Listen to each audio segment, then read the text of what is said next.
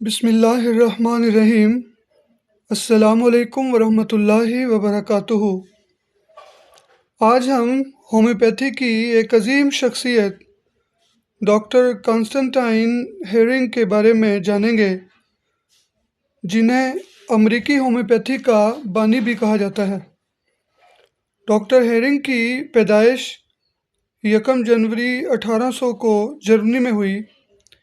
ابتدا میں وہ ہومیوپیتھی کے ناقد تھے، لیکن جب انہوں نے تحقیق کی تو وہ اس کے سائنسی انداز اور نتائج سے متاثر ہوئے اور پوری زندگی ہومیوپیتھی کی خدمت میں گزار دی۔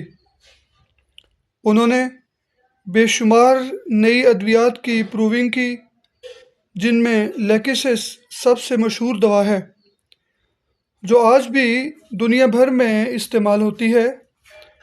ڈاکٹر ہیرنگ کی سب سے بڑی علمی خدمت ہیرنگز لا آف کیور ہے، جس کے مطابق صحتیابی عموماً اندر سے باہر کی طرف، اوپر سے نیچے کی طرف اور نئی علامات سے پرانی علامات کی طرف ہوتی ہے۔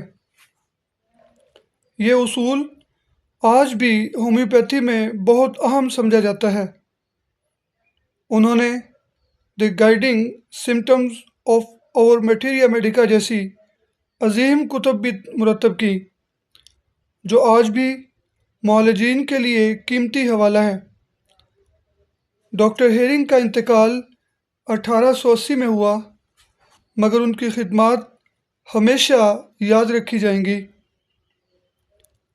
سامعین کرام، اگلی ویڈیو میں ہم ہومیوپیتھی کے عظیم استاد ڈاکٹر بوئننگ ہاؤزن کی خدمات پر گفتگو کریں گے۔ اگر آپ ہمارے چینل پر نئے ہیں تو ہمارے چینل کو سبسکرائب کر لیں، تاکہ اس طرح کی معلوماتی ویڈیوز آپ تک پہنچ سکیں۔ تب تک کے لیے اجازت دیں۔ السلام علیکم ورحمۃ اللہ وبرکاتہ۔